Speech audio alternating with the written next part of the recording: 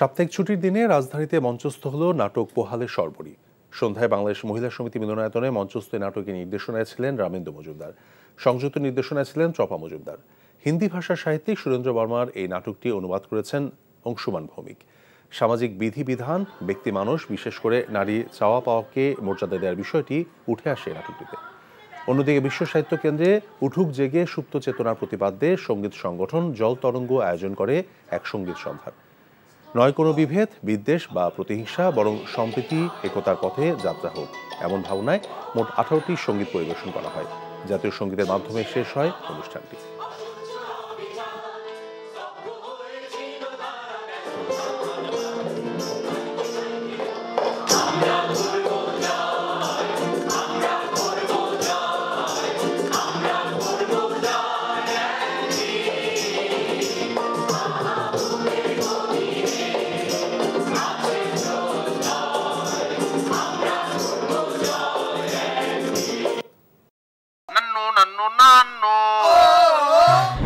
अरे सब तरह का ब्रांडेड गुला और बहुत सो ब्रांडेड क्या पा bisa কত বিক্রি গরিবের এলাকা আপনি এমন পাড়া দিব না গুরু গুরু ভিতরতে সব বাইরে হয়ে যাবে। আরে ওইটা থামো না, তোরে যদি ইসলামিক সাইড সবাই ডিভোর্স না দিছি আপনারা কি হোগারে কালিয়া বল আমরা সিয়াম তুমি আমারে আম্মা ডাকলা কেন?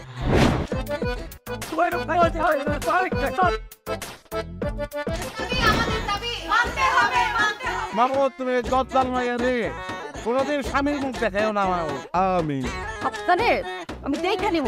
হাতে লাগে বেতারে হাত ছাইরা দাও সোনার চাচারে।